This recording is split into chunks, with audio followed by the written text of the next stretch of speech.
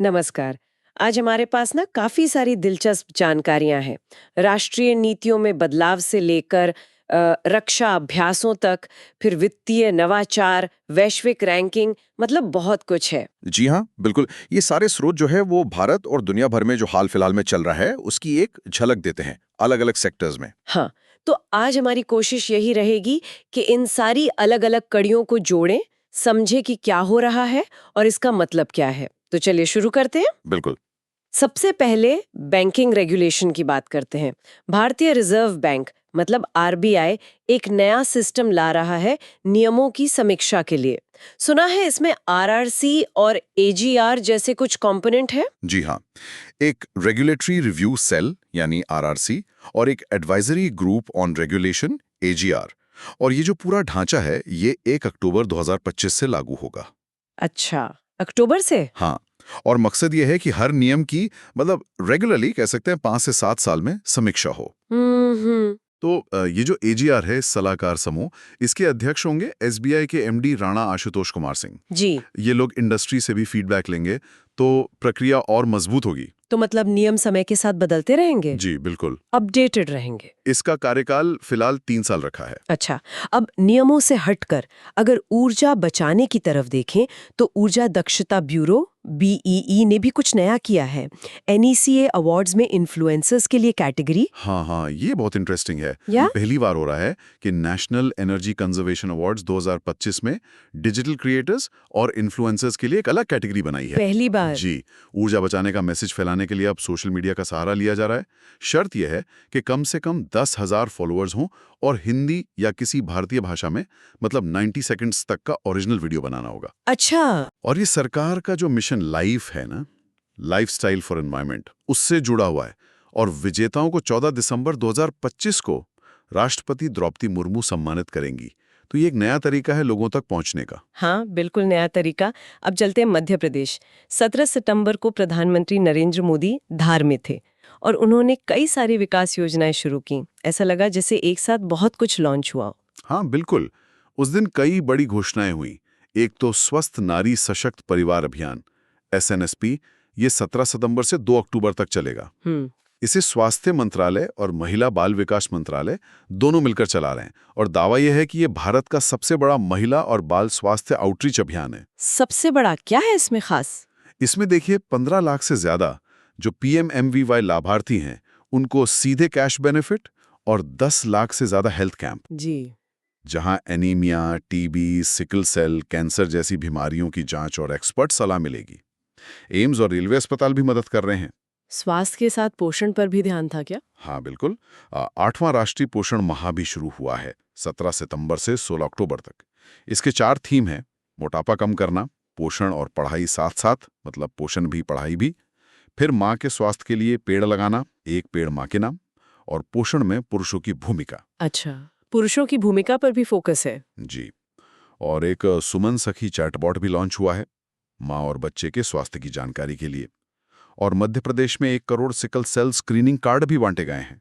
ये sickle cell के खिलाफ बड़ी लड़ाई है। धार में वो टेक्सटाइल पार्क की भी बात थी औद्योगिक विकास के लिए। हाँ जी हाँ, पीएम मित्र पार्क धार में ये 2150 एकड़ में बनेगा। ग्रीनफील्ड टेक्सटाइल पार्क है, हम्म। और दावा किया जा रहा है कि इसमें करीब 23,410 करोड़ का निवेश आएगा और लगभग 3 लाख नौकरियां पैदा होंगी। मतलब पूरी टेक्सटाइल वैल्यू चेन एक ही जगह, खेत से फैशन तक। और आदिवासी समुदायों के लिए भी कुछ खास था? हाँ, 2 पहले हैं: आदि कर्मयोगी अभियान और आदि सेवा पर्व। ये जनजातीय मामलों का मंत्रालय चला रहा है, और कहा जा रहा है कि ये दुनिया का सबसे बड़ा ग्रासरूट लीडरशिप प्रोग्राम है, करीब 11 करोड़ आदिवासी नागरिकों के लिए।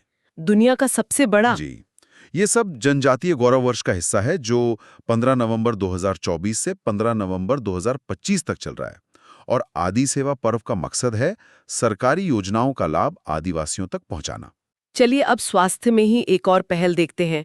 फार्मा और मेडटेक में रिसर्च को बढ़ावा देने की योजना, पीआरआईपी। बिल्कुल, promotion of research and innovation in pharma medtech sector यानी पीआरआईपी योजना। इसका कुल बजट 5,000 करोड़ रुपए है। 5,000 करोड़? हाँ, और इसमें से एक बड़ा हिस्सा, मतलब 4,250 करोड़, करीब 85%, वो आर&डी इकोसिस्टम बनाने पर खर्च होगा। अच्छा। ये जो नई या पुरानी कंपनियां हैं उनको रिसर्च लागत का 35 से 50% तक फाइनेंशियल सपोर्ट देगी। और साथ ही 2027 तक देश में 3 मेडिकल डिवाइस पार्क बनाने का भी प्लान है। तो ये आत्मनिर्भर भारत की तरफ एक कदम है। हाँ, लगता तो है। अब डिजिटल इंडिया की बात चल रही है तो बीमा सेक्टर में भी IRDAI ने बीमा सुगम वेबसाइट लॉन्च की है। ये क्या है? जी, ये बहुत महत्वपूर्ण है।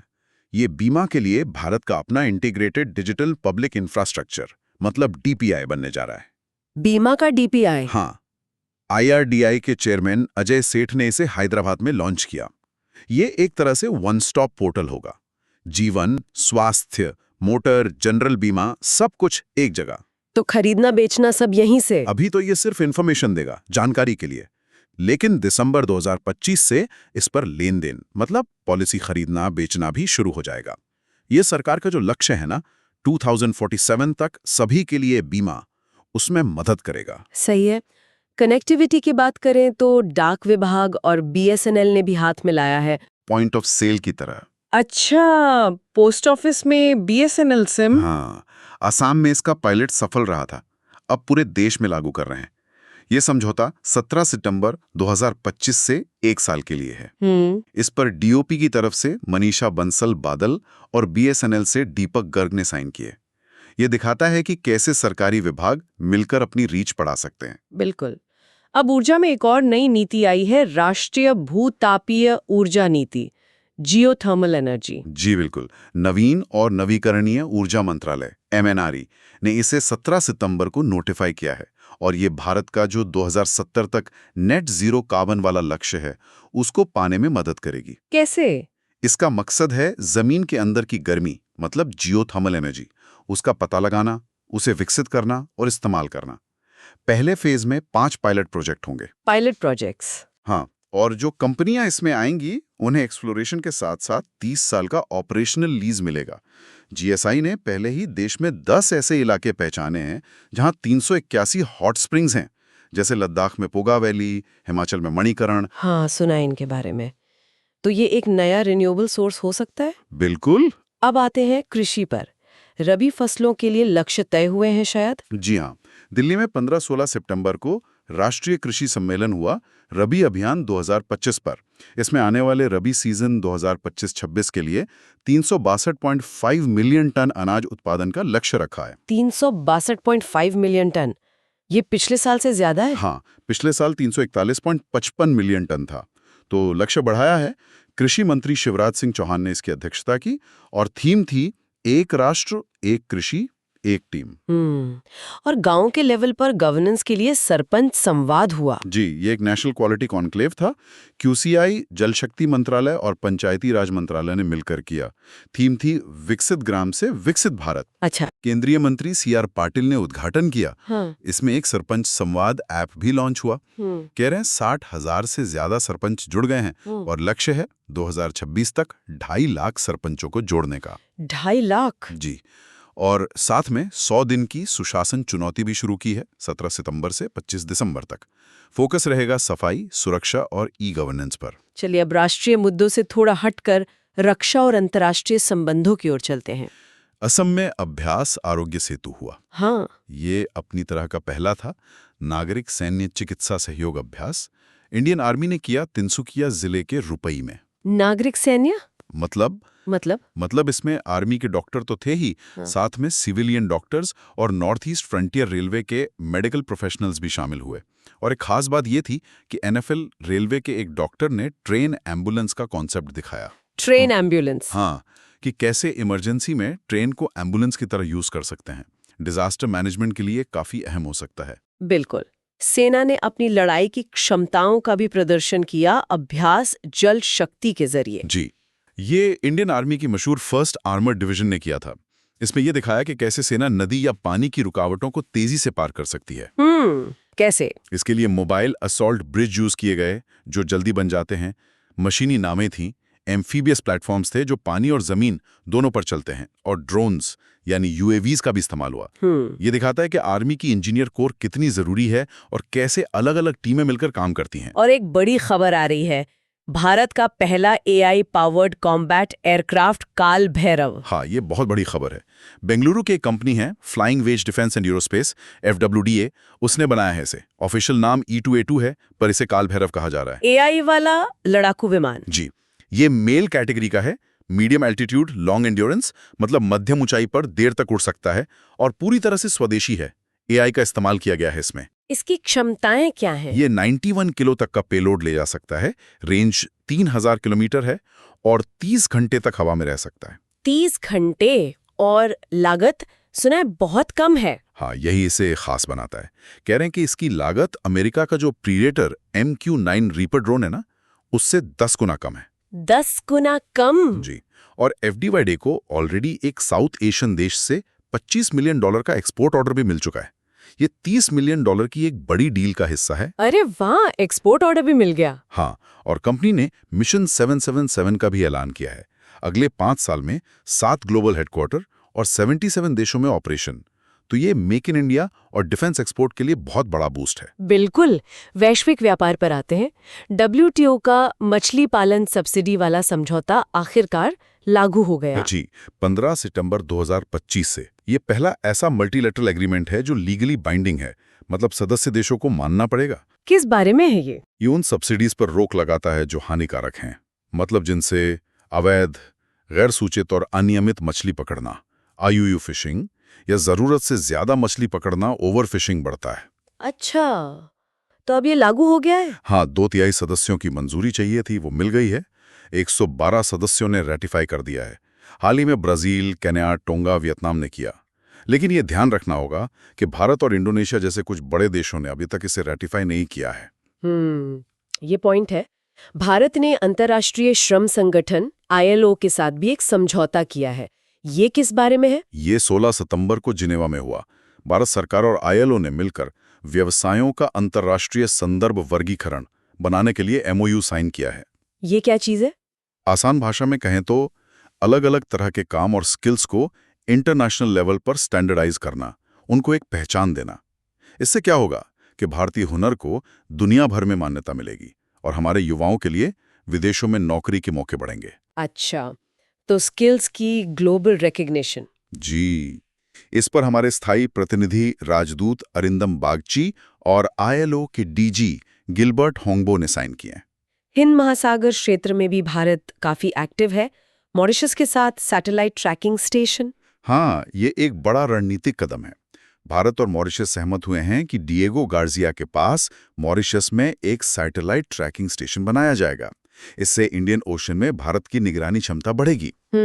और भी कुछ है? जी, भारत ने मॉरिशस को $680 मिलियन का सहायता पैकेज भी दिया है, जिसमें $25 मिलियन सीधी बजट सहायता है।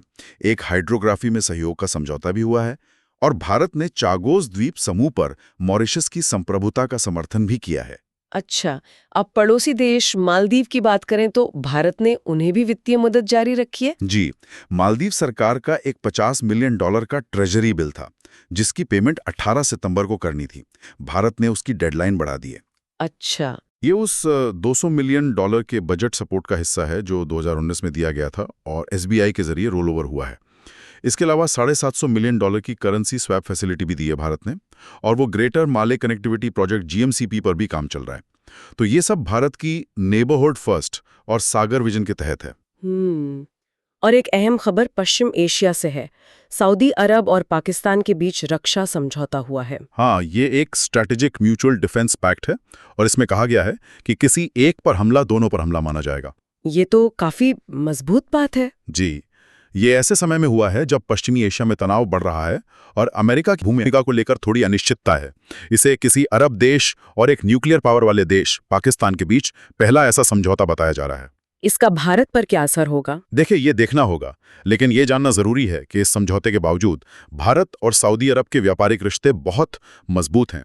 पिछले वित्त वर्ष में करीब $43 बिलियन का ट्रेड था। अच्छा, चलिए अब रक्षा और विदेश नीति से हटकर अर्थव्यवस्था, व्यापार और इनोवेशन पर आते हैं।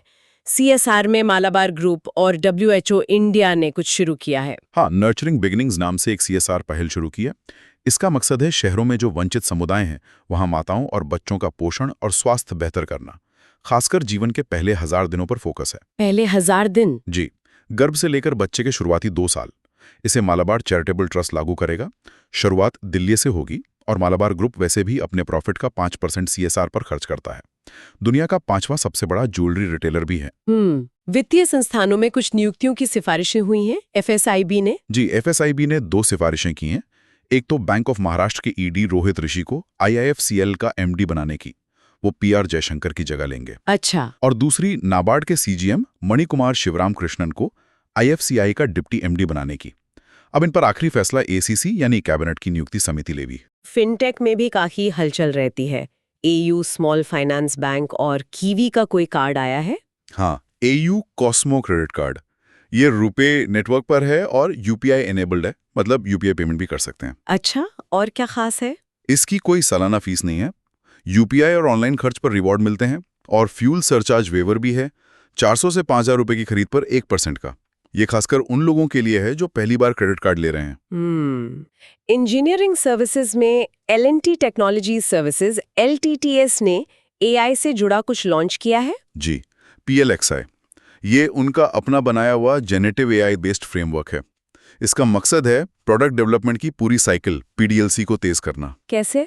ये मोबिलिटी, सस्टेनेबिलिटी, टेक्नोलॉजी जैसे सेक्टर्स में प्रोडक्ट के कॉन्सेप्ट डिजाइन से लेकर आफ्टर मार्केट सर्विस तक हर स्टेज पर मदद करेगा। मतलब AI की मदद से प्रोडक्ट्स जल्दी और बेहतर बनेंगे। अच्छा, अब बैंकिंग एप्स की बात करें तो कोटक 811 ऐप ने काफी अच्छा प्रदर्शन किया है। हाँ, बिल्कुल। सेंसर टावर का डेटा कहता है कि 2025 की पहली छमाही में कोटक 811 भारत में नंबर 1 और दुनिया भर में तीसरा सबसे ज्यादा डाउनलोड होने वाला बैंकिंग ऐप बन गया। तीसरा? जी, 16 मिलियन से ज्यादा डाउनलोड, पिछले साल से 250% ज्यादा ग्रोथ। ग्लोबल लेवल पर ब्राजील का बैंक पहले और UK का रेवोल्यूट दूसरे पर रहा। SBI का योनो चौथे पर था। हालांकि यूजर्स के मामले में योनो अभी भी भारत में सबसे बड़ा है। मुकाबला कड़ा है। एक और क्रेडिट कार्ड की खबर है, क्रेड और इंडसइंड बैंक का। हाँ, क्रेड इंडसइंड बैंक रुपए क्रेडिट कार्ड। ये खास तौर पर अच्छे क्रेडिट स्कोर वाले ग्राहकों के लिए है। इसमें क्या ऑफर्स हैं? ई-कॉमर्स पर 5% और बाकी ऑफलाइन खर्च जिसमें UPI भी शामिल है उस पर 1% रिवॉर्ड। और हर पॉइंट का मतलब 1 रुपए है। कोई ज्वाइनिंग फीस नहीं है और कह रहे हैं कि 2 मिनट में अप्रूवल मिल सकता है। 2 मिनट में? अच्छा। अकादमिक जगत में AI के लिए देहरादून में एक सेंटर ऑफ एक्सीलेंस खुला है। ये केंद्रीय राज्य मंत्री डॉक्टर जितेंद्र सिंह ने ग्राफिक एरा यूनिवर्सिटी में इसका उद्घाटन किया। AI, स्किल डेवलपमेंट और इनोवेशन के लिए सेंटर ऑफ एक्सीलेंस COE। इसमें क्या खास है? दावा है कि ये AWS के साथ मिलकर बना भारत का पहला जनरेटिव AI रेडी कैंपस है। 10 करोड़ से ज्यादा लागत है। 1.5 लाख वर्ग फुट में फैला है। इसमें Apple Infosys iOS development centre भी है और NVIDIA का हाई परफॉर्मेंस कंप्यूटिंग हब भी। मतलब छात्रों को लेटेस्ट AI पर काम करने का मौका मिलेगा। शानदार। बैंकिंग में DBS बैंक इंडिया को GST कलेक्शन की मंजूरी मिली है। हाँ, DBS बैंक इंडिया अब RBI द्वारा ऑथराइज्ड एजेंसी बैंक बन गया है GST पेमेंट कलेक्ट करने के लिए। और ऐसा दर्जा पाने वाला ये भारत में किसी विदेशी बैंक की अकेली फुल्ली ओन सब्सिडियरी है। अच्छा। तो अब ग्राहक DBS के प्लेटफॉर्म या NEFT RTGS या ब्रांच के जरिए GST जमा कर सकते हैं। अब थोड़ा खेल की तरफ चलते हैं। क्रिकेटरों की फिटनेस के लिए BCCI ने ब्रोंको टेस्ट शुरू किया है। ये क्या है? जी, ये रग्बी से लिया गया टेस्ट है, ब्रोंको टेस्ट। इसमें खिलाड़ियों को बिना रुके 1200 मीटर दौड़ना होता है, शटल रन की तरह। 20 मीटर, 40 मीटर, 60 मीटर के 5 सेट। 1200 मीटर? कितने टाइम में? लक्ष्य है 6 मिनट से कम में पूरा करना। ये जो पहले से योयो टेस्ट चल रहा है ना, लेवल 1.7.1 वाला, उसके साथ साथ होगा। मकसद है एरोबिक कैपेसिटी और स्टैमिना को और बेहतर तरीके से परखना। पेमेंट्स में, खासकर इंटरनेशनल पेमेंट्स में रेजर पे ने कुछ नया किया है। एप्पल पे? हाँ, ये काफी अहम डेवलपमेंट है। रेजर पे पहला इंडियन पेमेंट एग्रीगेटर बन गया है जिसने भारतीय मर्चेंट्स के लिए इंटरनेशनल ट्रांजैक्शंस पर एप्पल पे को इनेबल किया है। इसका क्या फायदा होगा? फायदा ये कि विदेश में बैठे ग्राहक अब भारतीय वेबसाइट्स पर एप्पल पे से आसानी से पेमेंट कर पाएंगे। फेस आईडी या टच आईडी से, सिंगल क्लिक में, बिना CVV या OTP डाले। अच्छा, हाँ, अकासा एयर, सब्यसाची जैसे ब्रांड्स के लिए ये लाइव भी हो गया है। तो भारतीय कंपनियों के लिए ग्लोबल कस्टमर से पेमेंट लेना बहुत आसान हो जाएगा। बिल्कुल। भारत में विदेशी निवेश एफडीआई के ताज़ा आंकड़े क्या कहते हैं? DPIIT के आंकड़ों के मुताबिक इस वित्त वर्ष की पहली तिमाही मतलब अप्रैल-जून 2025 में अमेरिका भारत में FDI इक्विटी का सबसे बड़ा सोर्स बनकर उभरा है। अमेरिका? सिंगापुर नहीं? नहीं, इस बार अमेरिका। करीब 48,104 करोड़ रुपए का निवेश आया अमेरिका से, जो पिछले साल इसी टाइम से 282% ज्यादा है। 282%? जी। सिंगापुर दूसरे नंबर पर रहा 39,284 करोड़ के साथ। उसकी ग्रोथ 20% रही। और मॉरिशस, जो पहले टॉप पर रहता था, वो तीसरे पे खिसक गया है। वहां से निवेश 33% कम हुआ है। अच्छा, ओवरऑल एफडीआई बढ़ा है? हाँ, कुल ग्रॉस FDI 18% बढ़कर 1,59,000 करोड़ हो गया। माना जा रहा है कि माइक्रोसॉफ्ट और एप्पल जैसी कंपनियों के बड़े निवेश इसका मुख्य कारण हैं, और केमन आइलैंड्स, साइप्रस जैसे छोटे देश भी अब निवेश के रास्ते बन रहे हैं। दुनिया भर में इनोवेशन के मामले में भारत कहाँ है? GII 2025 की रिपोर्ट आई है। जी, वाइपो की ग्लोबल इनोवेशन इंडेक्स 2025 रिपोर्ट। इसमें भारत ने एक रैंक का सुधार किया है। अब 161 देशों में 38वें स्थान पर है। स्कोर 38.1। 38वें? हाँ। अच्छा है। हाँ, स्विट्जरलैंड लगातार 15वें साल टॉप पर है। Bharat lower middle income group वाले देशों में और सेंट्रल साउथ एशिया रीजन में पहले नंबर पर बना हुआ है। और शहरों का क्या हाल है? दुनिया के top 100 science and technology clusters में भारत के 4 शहर हैं। बेंगलुरु 21वें पर, दिल्ली 26वें, मुंबई 46वें और चेन्नई 84वें पर। और चीन पहली बार टॉप 10 में आया है 10वें स्थान पर। आखिर में CCI ने कुछ बड़े अधिग्रहणों को मंजूरी दी है। जी, कंपटीशन कमीशन ऑफ इंडिया ने 16 सितंबर को 3 अहम डील्स को मंजूरी दी। कौन कौन सी? पहली, ट्रायम्फ कंपोजिट्स और क्वार्ट्ज फाइबर मिलकर ओवंस कॉर्निंग इंडिया को खरीदेंगे। ये ग्लास फाइबर वाली कंपनी है। ये एक ग्लोबल डील का हिस्सा है। ठीक है। दूसरी, PNC इंफ्राटेक जो है, वो जयप्रकाश एसोसिएट्स लिमिटेड को खरीदेगी। जाल अभी दिवालिया प्रक्रिया में है। अच्छा, और तीसरी? तीसरी, JSW पेंट्स एक्जोनोबल इंडिया में 75% तक हिस्सेदारी खरीदेगी। ये एक बहुत बड़ा सौदा है, करीब 12,915 करोड़ रुपए का। इससे JSW पेंट्स भारत की चौथी सबसे बड़ी डेकोरेटिव पेंट्स कंपनी बन जाएगी। वाह, पेंट इंडस्ट्री में बड़ा बदलाव। चलिए अब कुछ खबरें संस्कृति, खेल और नागरिक उड्डयन से। बैडमिंटन में तान्या हेमंत ने कोई खिताब जीता है? हाँ, तान्या हेमंत ने सैपान इंटरनेशनल 2025 में विमेन सिंगल्स का टाइटल जीता है। ये टूर्नामेंट नॉर्दर्न मारियाना आइलैंड्स में हुआ था। अच्छा, इसमें कुछ खास था? हाँ, इसमें WBF ने अपना experimental 3x15 scoring system try किया था। मतलब हर गेम 15 पॉइंट का। और ये तान्या का चौथा इंटरनेशनल सीरीज खिताब है। बाकी कैटेगरीज में जापान का दबदबा रहा और मिक्स्ड डबल्स साउथ कोरिया ने जीता। भारत के अपने दूरदर्शन ने भी 86 साल पूरे कर लिए हैं। बिल्कुल। 15 सितंबर को 66वां स्थापना दिवस था। दिल्ली में शब्दांजलि DD@66 नाम से कार्यक्रम भी हुआ।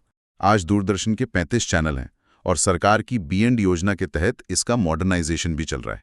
अच्छा। हाँ, हाल ही में PB शब्द नाम की न्यूज शेयरिंग सर्विस और वेव्स नाम का OTT ऐप भी लॉन्च किया है। और सिविल एविएशन मिनिस्ट्री ने यात्री सेवा दिवस बनाया। जी हाँ। Civil aviation minister Rammohan Naidu ने गाजियाबाद के हिंडन एयरपोर्ट से इसकी शुरुआत की। AI ने इसे देश भर के एयरपोर्ट्स पर मनाया। फोकस किस पर था? मेन फोकस था सुरक्षा, साफ सफाई, डिजिटल सेवाएं और यात्रियों का स्वास्थ्य।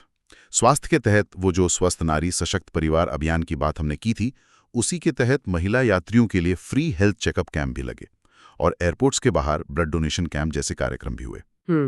तो आज हमने जितनी भी ये बातें की, उनसे एक तस्वीर तो साफ उभरती है। देखिए, एक तरफ आत्मनिर्भरता और ग्लोबल कंपटीशन के लिए नीतियां बन रही हैं। हाँ। दूसरी तरफ रक्षा और विदेश नीति में रणनीतिक सक्रियता दिख रही है। फाइनेंस और टेक्नोलॉजी में डिजिटलीकरण और इनोवेशन तेजी से हो रहा है और साथ ही आम लोगों के कल्याण और जमीनी विकास पर भी फोकस बना हुआ है। मतलब कई मोर्चों पे एक साथ काम चल रहा है। वाकई ऐसा लगता है कि बदलाव की रफ्तार काफी तेज है। हर क्षेत्र में कुछ न कुछ नया हो रहा है। बिल्कुल। तो जाते जाते एक सवाल छोड़ जाते हैं सोचने के लिए। हम देख रहे हैं कि एक तरफ स्वदेशी तकनीक जैसे काल भैरव पर जोर है, दूसरी तरफ ग्लोबल स्टैंडर्ड्स जैसे ILO समझौता या GII रैंकिंग, इनको अपनाने की कोशिश है। तो इस संतुलन को देखते हुए क्या लगता है अगली बड़ी मेड इन इंडिया सफलता क्या हो सकती है जो दुनिया को चौंका दे? और इतने बड़े बदलावों में एक आम नागरिक कैसे योगदान दे सकता है या इनका फायदा उठा सकता है? ये सोचने वाली बात है। इस गहरी चर्चा में हमारे साथ रहने के लिए धन्यवाद।